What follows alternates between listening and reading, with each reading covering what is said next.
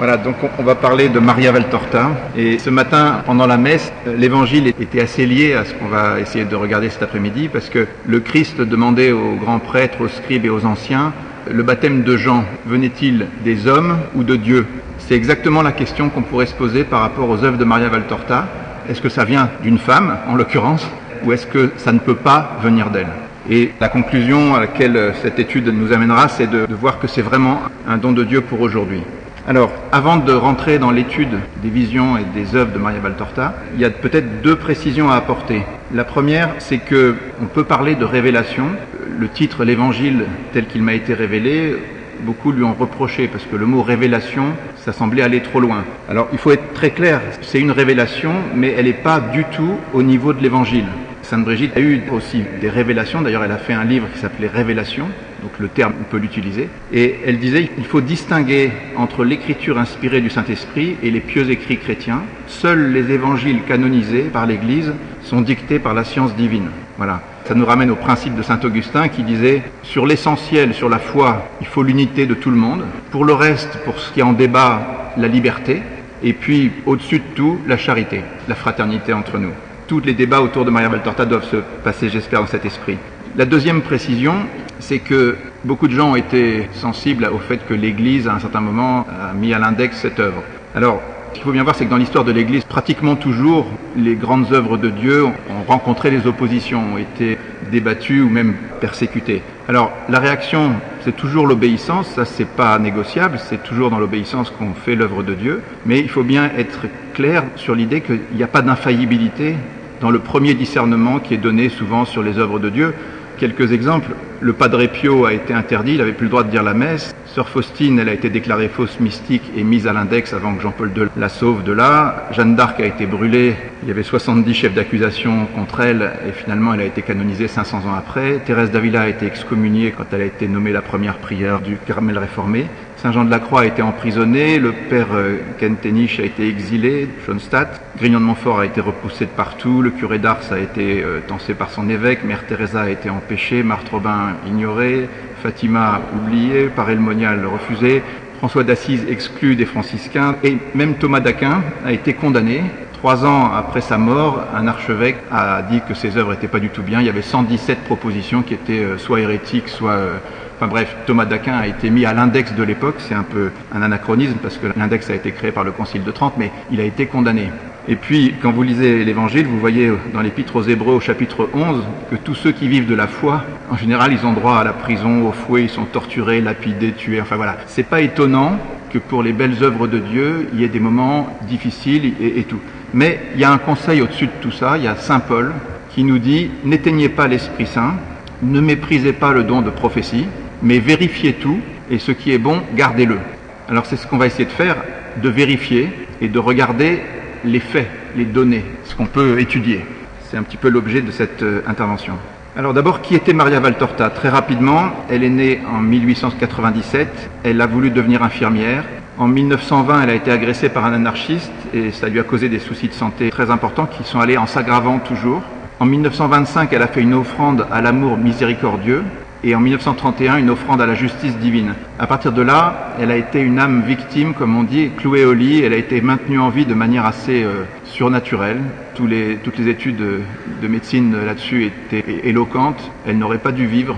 Mais depuis 1934 et jusqu'à sa mort, pendant 27 ans, elle a été clouée dans son lit. Et ça, c'est incontestable. C'est-à-dire même les gens qui s'opposent à Maria Valtorta ne remettent pas en question le fil de sa vie, qui est attesté de plein de manières. Elle avait un directeur spirituel, l'ordre des Servites de Marie a été près d'elle tout le temps. Donc tout ça, c'est incontestable. À partir de 1943, elle a commencé les dictées et visions, en particulier celle du grand paquet des 10 tomes de l'Évangile tel qu'il m'a été révélé. Et ça a duré jusqu'en 1947 pour ces dictées-là de manière intense. Et puis elle a continué à avoir d'autres visions, d'autres dictées jusqu'en 1953, mais à un rythme un peu moins soutenu. Elle est décédée en 1961 et puis en 1973, son corps a été transféré dans la basilique de Florence. C'est déjà une forme de reconnaissance parce que tout le monde n'est pas enterré dans une basilique, si vous voulez.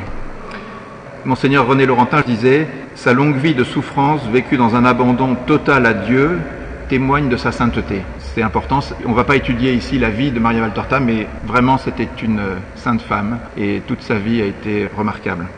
Voilà, on va s'attacher spécialement à cette période entre 1943 et 1947, où il y a eu les dictées et visions extraordinaires qui sont assez uniques dans l'histoire de l'Église et même dans la littérature mondiale.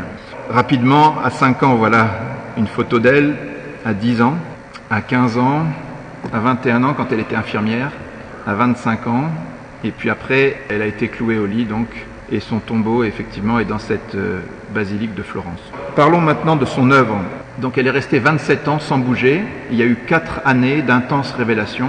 Elle a écrit 15 000 pages à la main, sans rature, sans aucune documentation, avec le suivi de son directeur spirituel. Et ses œuvres, donc, ce sont ces 10 tomes de l'Évangile tel qu'il m'a été révélé, et des cahiers qu'elle a écrits entre 1943 et 1950, le livre d'Azarias, son ange gardien, les leçons sur l'épître aux Romains, et puis une autobiographie.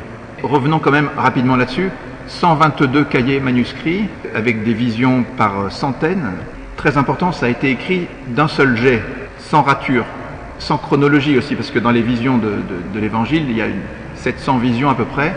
On en parlait ce matin avec Jean-François Lavert. Elles étaient données à un moment, puis la vision du lendemain, elle pouvait être donnée 6 mois après ou 1 an après. Donc c'était quelque chose qui était sans chronologie et pourtant aucune erreur dans les liens entre les différentes visions très proches. On va y revenir en détail, mais il n'y a pas d'erreur de chronologie, il n'y a pas d'erreur dogmatique, il n'y a pas d'erreur historique. C'est assez incroyable.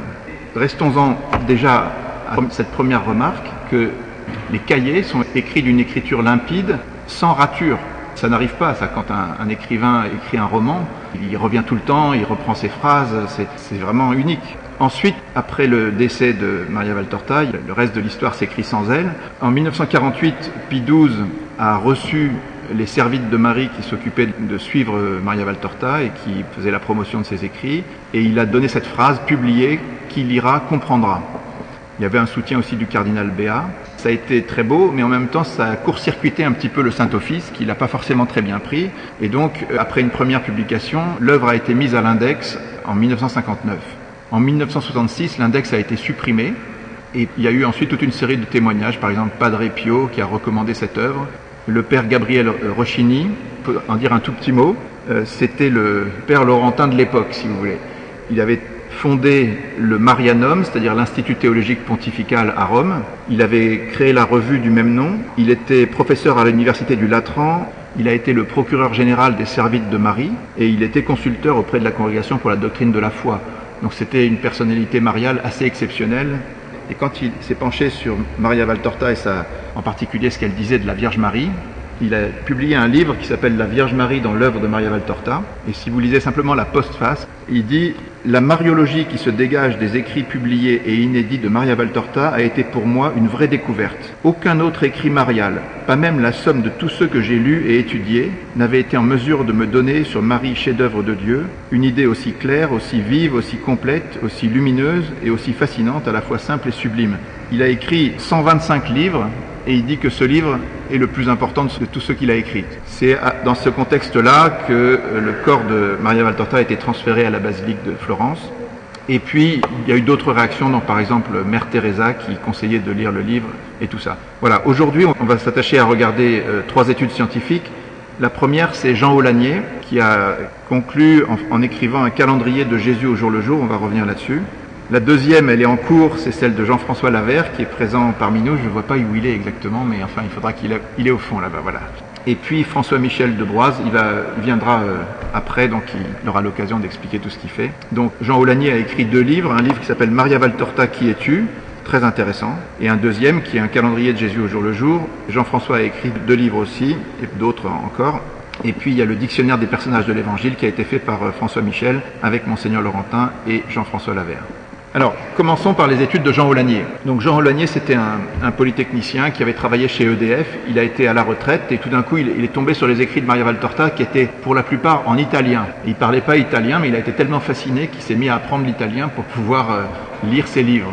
Il a commencé par remarquer, à partir de 1971, qu'il y avait énormément de visions de l'Évangile et que dans ces visions, il y avait beaucoup d'indications chronologiques. C'est-à-dire qu'on vous disait, Jésus fait ceci, fait cela, le lendemain, il se passe ça, le surlendemain, c'est ça, et puis après, il y a le sabbat, et puis après, il y a Pâques, et ceci, cela. Et donc, sur les 652 visions qu'il a étudiées, il a commencé à les classer par petits trains, c'est-à-dire qu'il en mettait une après l'autre quand c'était évident, et il les classait comme ça. Sur les périodes des 3 ans de vie publique de Jésus, il y a pratiquement une vision tous les 2 jours.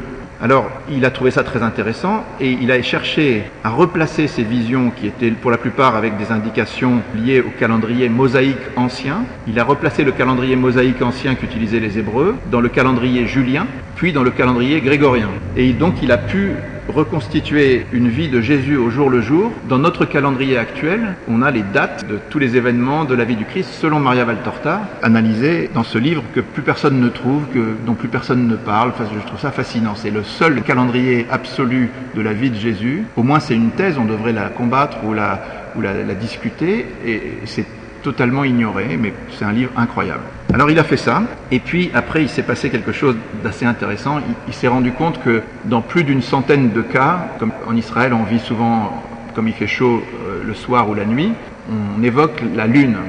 C'est la pleine lune, il n'y a pas de lune, la lune vient de sortir et tout ça et tout ça. Il s'est demandé si c'était correct, et il a mis le calendrier des phases lunaires, qui est totalement indépendant, sur le calendrier qu'il avait reconstitué. Et il a constaté que dans tous les cas, la Lune était au bon endroit, dans le bon quartier, et elle se levait au moment où elle devait se lever. Tout ça, c'était absolument incroyable. Il en parle dans son livre, à la page 43.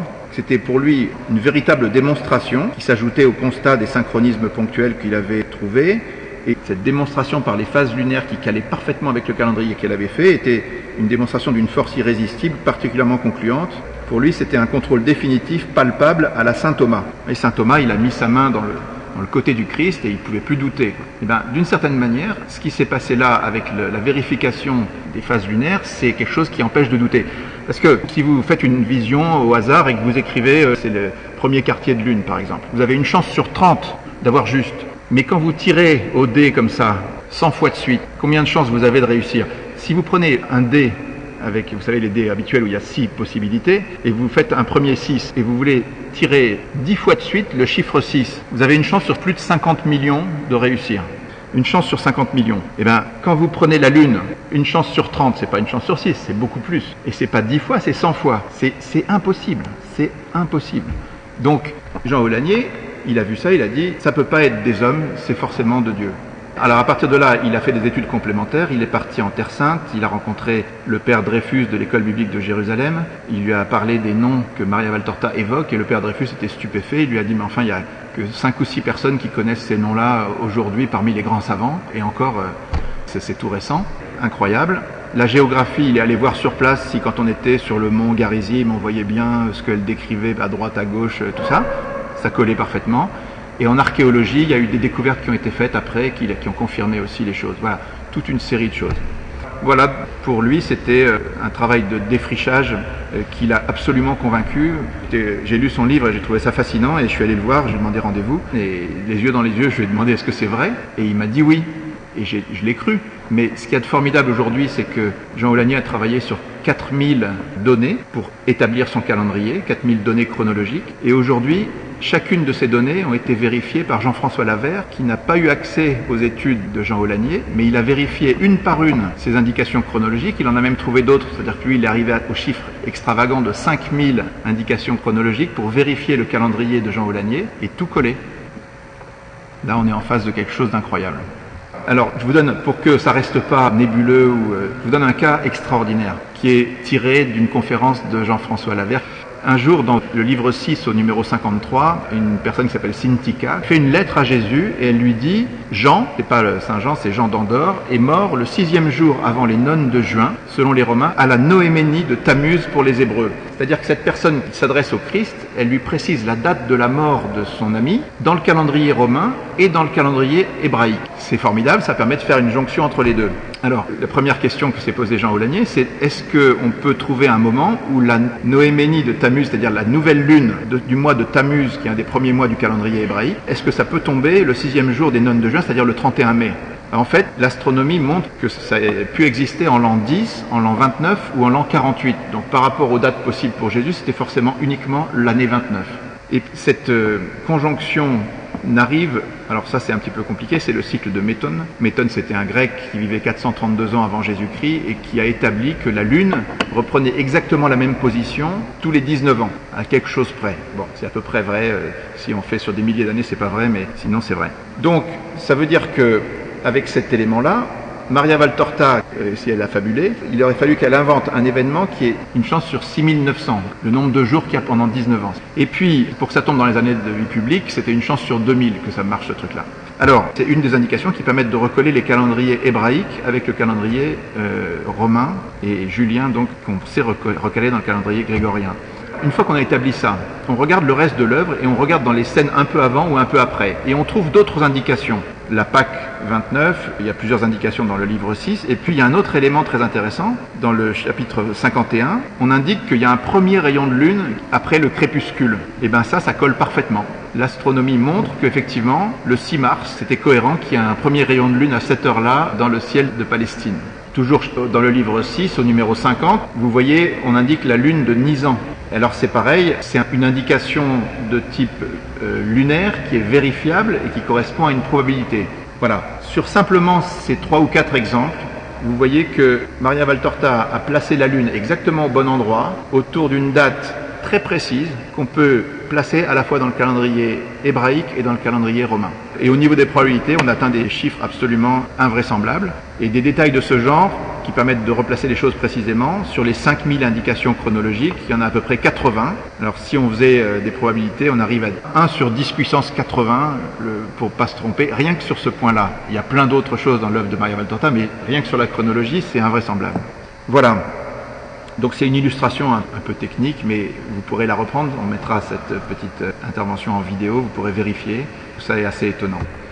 Voilà, maintenant passons aux études de Jean-François Lavère. Donc Jean-François est un ingénieur qui a une compétence pluridisciplinaire et son épouse lui a fait connaître l'œuvre. Et au début, il trouvait que cette œuvre était encombrée par des détails trop nombreux. Et puis il est tombé sur le livre 2, et dans ce deuxième tome, Jésus dit à Maria Valtorta, tu ne notes pas assez les détails, c'est très important de noter les détails. Alors Jean-François était étonné, mais en fait c'est tout à fait vrai. C'est en notant les détails que le bon Dieu donne une multitude de preuves de la vérité de cette œuvre, et établir que ça tient la route, que c'est vrai, que c'est sérieux, que ça peut pas être des hommes mais que ça vient de Dieu, c'est une marche très importante à franchir et à consolider pour pouvoir ensuite diffuser cette œuvre bien plus largement. C'est une étape essentielle, donc Jésus avait évidemment bien raison de demander à Maria Valtorta de noter tous ces détails qui sont innombrables et qui permettent aujourd'hui une vérification du caractère surnaturel de cette œuvre. Alors lui, il a voulu tester systématiquement la véracité de tous ces détails justement, et depuis 2004, il y travaille à peu près 4 heures par jour ou un peu plus. Ça représente déjà 15 000 heures de travail. Au cours de ce travail systématique, il a pu analyser plus de 10 000 données. Vous avez les données spatio-temporelles chronologiques dont on a parlé, mais vous avez aussi 220 villages, une centaine de sites géographiques, 50 édifices antiques qui sont parfaitement nommés, localisés et décrits dans l'œuvre de Maria Valtorta, dont en particulier le temple de Jérusalem. Vous avez 750 personnages, dont 250 sont identifiables dans les traditions des églises apostoliques. Il y a aussi des personnages de la Bible, environ 150, dont certains sont très peu connus, qui sont bien identifiés dans l'œuvre. Vous avez 150 plantes, 200 espèces animales et 50 espèces minérales qui sont citées, dont beaucoup se retrouvent aussi dans la Bible, mais pas toutes, et à chaque fois, il est prouvé que ces plantes, ces animaux, ces espèces, comme ces personnages, enfin c'est pas prouvé pour tous les personnages par exemple, mais il n'y a aucune contradiction, il n'y a aucun anachronisme. On évoque aussi dans l'œuvre 70 nations, des régions, des provinces, des groupes ethniques, des coutumes juives, romaines, on évoque, etc., etc. Quand on parlait j'ai demandé sincèrement à Jean-François, je lui ai dit on est des chrétiens, on doit parler de la vérité. Est-ce qu'il n'y a pas eu des petites inexactitudes quand même sur ces 10 000? Est-ce qu'il n'y en a pas quelques-unes qui collent pas et tout? Alors il m'a dit si quand même. Sur les 10 000, il y en a une vingtaine qui sont pas parfaites. Mais quand on les reprend dans le détail, quand c'est Jésus qui parle dans l'œuvre, c'est toujours 100% exact. Par contre, quand Maria Valtorta décrit par exemple une soirée en disant c'est une soirée d'hiver, des fois c'est une soirée d'automne, mais c'est elle qui juge parce qu'elle était comme transportée au milieu de la scène, elle participait à la scène, elle sentait les odeurs, elle sentait la température, elle voyait tout, donc elle donne son appréciation et parfois elle peut se tromper un petit peu. Voilà. Et il dit, la plupart de ces 20 erreurs sur les 10 000 cas qu'il a étudiés, c'est de ça qu'il s'agit, c'est-à-dire c'est Maria Valtorta qui s'est un peu trompée dans cette manière d'apprécier. Voilà, il y a 2 ou 3 cas dont il ne sait pas encore comment les débrouiller, mais globalement, à chaque fois qu'il a eu des hésitations et qu'il a réussi à débrouiller les choses, il a trouvé les explications. C'est vraiment incroyable. Alors, prenons encore les domaines dans lesquels Maria Valtorta est intervenue. Depuis son lit en Italie, elle a parlé de questions d'art, d'astronomie, de botanique, d'éducation, d'ethnologie, de géographie, de géologie, de géopolitique, d'histoire, d'industrie, de médecine, de météorologie, de métrologie avec les mesures, du temps, des monnaies. Elle a décrit les monnaies de manière exacte, les voyages, les moyens de transport, les distances parcourues, les religions et croyances, les sciences sociales, les statistiques. Voilà, tout ça de manière exacte comme un spécialiste à partir de son lit. Et elle avait que 2 livres, je crois. Elle avait un catéchisme et une Bible. Alors, si on résume tout ça, on peut dire qu'il y a une immense masse de connaissances, d'innombrables informations exactes dans la plupart des domaines du savoir humain, de nombreux faits qui sont rapportés étaient totalement inconnus de son vivant. En particulier, elle a mentionné plusieurs dizaines de sites archéologiques qu'on a trouvés depuis 1961 à la date de sa mort, et ces sites archéologiques ont été trouvés après. Et dans tout ce qu'elle a raconté, il n'y a aucun anachronisme et de nombreux pièges qui ont été évités. Je vous donnerai quelques exemples juste après, mais par exemple, quand elle parle de nourriture, elle cite énormément de choses que mangeaient Jésus et les apôtres. Si elle avait cité du riz, des carottes, des tomates ou des pommes de terre, ça n'allait pas, parce que c'est des produits qui ont été introduits plus tard et qu'on ne connaissait pas en Palestine au temps du Christ. Donc vous voyez, c'était très facile de se tromper sur plein de choses, mais l'analyse de Jean-François, c'est qu'à aucun moment ce genre d'erreur n'a été faite. Donc cette accumulation de connaissances dans tous les domaines, aucun anachronisme, tout ça intégré dans un récit qui fonctionne très bien. On peut dire qu'il n'y a absolument rien de comparable dans la littérature mondiale. C'est un cas unique. Et c'est là qu'il faut s'arrêter un tout petit peu avec Jean Aulagnier et constater qu'on a, d'une certaine manière, une preuve à la Saint Thomas. Qu'est-ce qui caractérisait la preuve à la Saint Thomas? C'est que Saint Thomas, il a touché Jésus, il ne pouvait pas douter. Et bien là, quand vous avez ces livres-là, vous pouvez les ouvrir à n'importe quelle page, vous lisez 4 pages de suite et vous vous demandez si c'est réaliste qu'on puisse écrire ça tout seul dans son coin, sans erreur. Cette constatation, réaliser cela, c'est à la portée de chacun de nous. Pour moi, c'est de l'ordre de la preuve.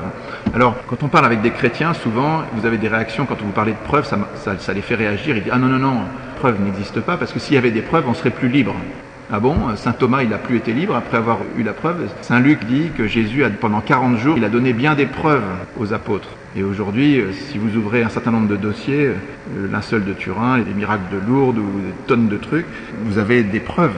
La grande question qui est derrière, c'est pourquoi ce don de Dieu aujourd'hui? Pourquoi est-ce que le Christ a donné un cadeau de ce niveau-là? Et en fait, le Christ répond dans l'œuvre de Maria Valtorta, il répond en disant que c'est lié aux besoins du temps. Comme disait le père Yannick Bonnet ce matin, notre époque est spécialement dure pour la foi, elle est dure pour les croyants, elle est dure dans un monde où il y a un bruit hallucinant avec des contestations de toutes sortes, et des médias qui ne parlent jamais des choses de Dieu. Pour que les chrétiens puissent tenir, il faut des cadeaux comme ça.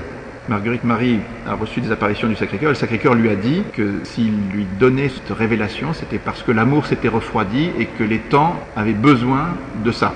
C'était un cadeau de Jésus pour que les chrétiens puissent être nourris plus fortement pour résister aux besoins du temps. Et bien, je pense que pour Maria Valtorta, c'est exactement pareil. Aujourd'hui, comme c'est pas facile de garder la foi, c'est pour ça que des cadeaux comme ça nous sont faits. Et c'est en gros ce que dit Jésus dans l'œuvre. Voilà, très rapidement, quelques exemples parmi les 10 000.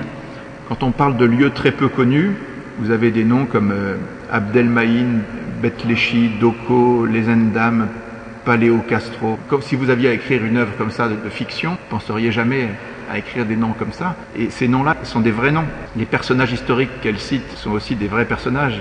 Elle cite aussi, Maria Valtorta, des animaux comme les onagres dans le désert de Judée, des sauriens près de Césarée. Effectivement, il y avait des crocodiles près de Césarée, les auteurs romains en parlent, mais elle les situe au bon endroit, elle décrit les bons animaux, enfin c'est absolument sidérant. La faune et la flore, c'est pareil, on vient d'en dire un mot. La synagogue de Korosaïn, Gerasa, ça avait beaucoup frappé Jean Aulagnier, parce qu'effectivement, Gerasa a été découverte dans les années 80, et le rapport qui est dans Archéologia, la revue, est exactement mis en parallèle dans le livre de Jean Aulagnier, avec la découverte, avec ce que disait Maria Valtorta. Donc, quelques petites illustrations. Pendant des siècles, on n'a pas su bien placer les villes de Korosaïn, Bethsaïde et Capharnaüm, au bord du lac de Tibériade. Et finalement, voilà les places exactes de ces villes. Elles sont décrites par Maria Valtorta. Korosaïn, elle dit, c'est au sommet d'une colline, on a une vue sur le lac, il y a une synagogue qui est comme ci, comme ça. Tout ça, ça a été retrouvé par les archéologues. Capharnaüm, c'est pareil, elle dit la maison de Pierre est au bord du lac, la synagogue de Jaïr est juste à côté, elle décrit ça. Bethsaïde, on n'arrivait pas à trouver ce village, mais Jésus dit à Maria Valtorta, aujourd'hui on recherche ce village au bord du lac, mais il faudrait le rechercher loin à l'intérieur des terres, car 2000 ans d'alluvions ont éloigné les rives du lac de leur emplacement initial. Et finalement, Bethsaïde a été retrouvé exactement là où le Christ l'indique, à 1,5 km du lac vers le nord. Voilà, il y a d'autres exemples. Le lieu des béatitudes, il est décrit dans Saint Luc et Saint Matthieu. Il y en a un qui dit c'est le sermon sur la montagne et l'autre il dit c'est dans une plaine. Alors il y a un lieu qu'on visite aujourd'hui, mais Maria Valtorta décrit un autre lieu, les Cornes d'Atine. Il n'y a pas si longtemps, c'était 2 montagnes comme ça. C'est une montagne avec une plaine au milieu. Et si vous regardez cette photo-là, vous voyez bien, ça c'est une photo ancienne avant que ça soit érasé. Vous avez exactement, c'est sur la montagne et en même temps c'est dans une plaine qui est entre les 2 montagnes. Donc c'est exactement le lieu que décrit l'Évangile.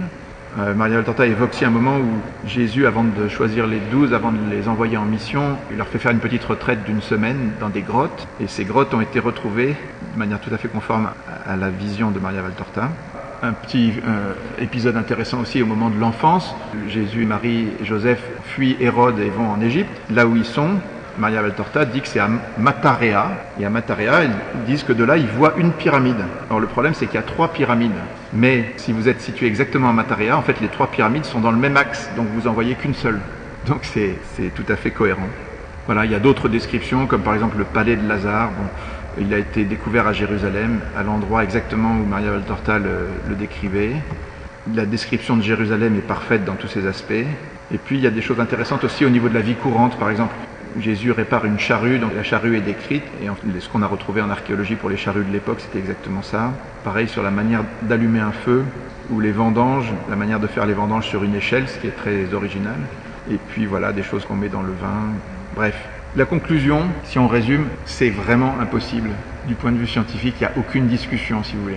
Mon sentiment aujourd'hui, c'est que cette étape des études était essentielle pour que, objectivement, on puisse dire que ça vient pas des hommes et que ça vient de Dieu. Et une fois que cette étape aura été constatée, et je pense que là on n'est pas loin du tout, il faut que l'Esprit Saint diffuse l'information et l'œuvre sera considérée à sa juste valeur. Elle peut servir énormément, comme nous l'expliquera le Père Yannick Bonnet, aux prêtres, mais aussi à tout le monde, aux laïcs et tout, à l'Église et partout.